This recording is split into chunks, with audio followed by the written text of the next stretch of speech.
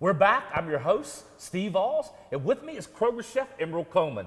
You know, I mentioned earlier that we're going to do a low country dish, right? You did. You know, explain to our viewers what low country food and low country is. Well, low country food originated in the Charleston, South Carolina, Savannah, Georgia, around Hilton Head area, and it's a very localized cuisine. It's using a lot of fresh seafood, a lot of fresh starches, corn, rice, things that they grow in the area. It's really a very local regional cuisine. Okay. And I love it. I mean, it's good. So this dish is a low country dish. What's it called? This is called country style shrimp and grits because I've kind of taken the low country out. I love you, man. I know. I've kind of taken the low country out and have adapted it to Southwest Virginia by using country ham, whereas in the low country they would use an andouille sausage or a smoked sausage of some type. Yeah. I'm using country ham because, you know, there's not much better on earth than country ham and things that come from the grease from country ham. Yeah, you got a red eye gravy kind of action going on here too, don't you? I do. It's a great thing. So let's go ahead and start on this. What's our first step? Okay, first step is we're going to make our grits. Okay. Now, I make my grits a little different in that I use half and half to make my grits instead of water. It's going to make them very, very creamy, and this is going to be a cheese grit. We're trying to highlight our Black Diamond cheddar cheese, which is a Canadian cheese. It's aged for 2 years. Aged 2 years. It's very sharp, but yet it's very creamy and blends in real well with anything you want to add it to. You know, we always say about the grits, you know, if you don't like grits, you're going to like cheese grits. That's but right. if you like grits, you're going to love cheese grits. You're going to love cheese grits. Yeah. So that's what we're going to do. Okay. What we've done is we've taken almost a quart of half and half, and we've brought it up to a simmer already because it takes a few minutes. We're going to add 3/4 cup of grits, and we're going to get those stirred in real good. For you. Thank you very much. Because you have to kind of almost constantly stir these or pretty close to it, don't you? You absolutely do. We could actually probably bring the heat up just a little bit. We're putting in about a quarter of a stick of butter that I've cut up so that it'll melt a little bit easier and Thanks, blend Paul. in faster. That's really good. You know, when my heart stops ticking, it's going to be a happy heart, I can promise you. We're going to put in about a 1/4 teaspoon of salt. Season it just a little bit. Yep. And I like a little black pepper in with mine too. Okay. We're going to let that come and get creamy and thick, and then we're going to add our cheese once it does that. Okay. Note that I've reserved. That's right at the end, right? That is. That cheese. I've reserved a little bit of extra cream because this gets thick fast. Yes, and it you want a does. creamy product and not that grit that you used to go to the breakfast places around and you got that big hard hunk of grits that had a cold pat of butter on top of it and salt and pepper. That's not what we want. So we're just going to switch the burners here so that we can get going on everything else.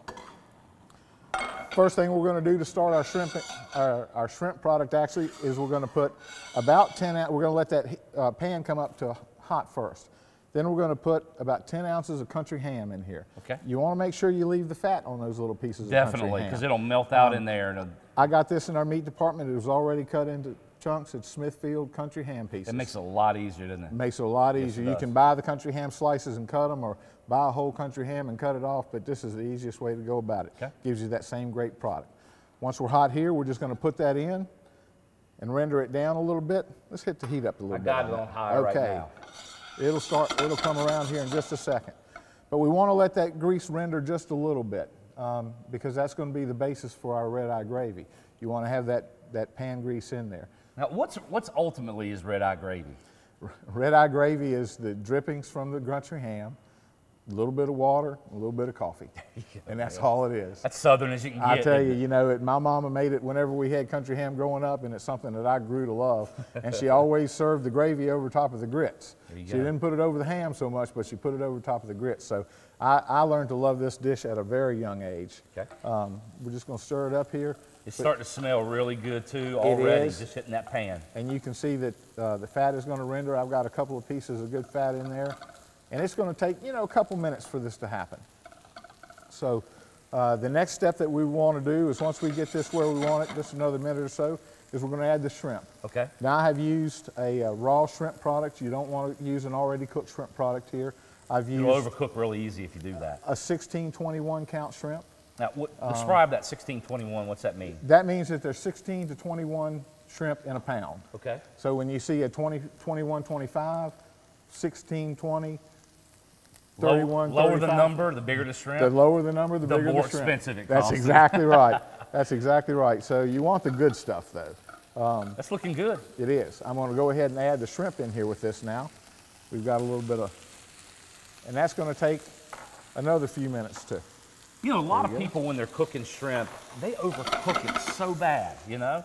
You don't really need to put a whole lot more heat on it than just a couple minutes. Just a couple minutes. Once it turns pink, I take it off the heat basically, and it'll finish cooking itself right away. That pink kind of serves as like a pop-out thermometer telling you it's done. It really does. Yeah. So we got to let that go just a few minutes. How's our grits coming over Our there? grits actually look pretty good here. Do you think we need to thin them down just a little? You know what? I think it's about perfect, don't you? Good. I would Look take at the that. heat off of them then and continue to stir them while we get this going. Man, that is smelling so good. It is.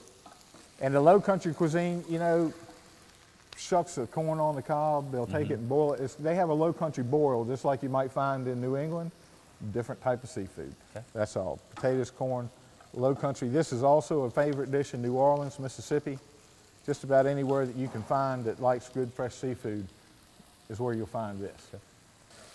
We're about at the point now where we can start making our red-eye gravy. Yeah, it looks good. These shrimp are a little bit firm. They're Yep. starting to kind of come together a little bit. Yep, they're just about ready. You can see that the country ham grease is rendered a little bit. That's going to give us our great flavor in our red-eye gravy. We're just going to add about a quarter to a half a cup of water in there. Stir it around. And then about a quarter to a half a cup of coffee. That is so interesting how this is going to come out. I've never had it like this before. Nobody would ever think. Who would think of using coffee in your gravy? I guess, you know, when you didn't have other things. Well, yeah, when you didn't have it, that's what you use. Okay, could you put some grits in the bowl for me, Yep, Chef? get it on there. Yep. Now you want to put this cheese in here, right?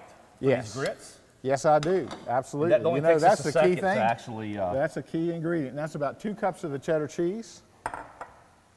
We're getting thick, so I'm going to add just a little bit of more cream. more cream to thin it down. Let's go there with a little more. There you go. Oh, this is going to be so good, Emerald. That All cheese right. will take just about a minute to a minute and a half to melt we got down it. and get nice and creamy I'm in going to there. put some grits right on that bowl, just like that. That's right. There we go. There we go. Now we're just going to put some shrimp.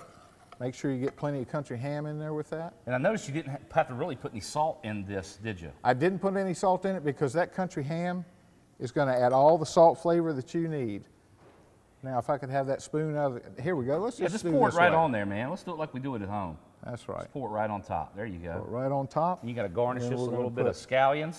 Just a little bit of scallions on top there to make it look pretty. Outstanding. And I There think you you're go. ready. Looks good, man. Thanks. When we come back, we're doing dessert, New Orleans style. But first, it's time to announce our winner of the Cookin' with Kroger sweepstakes.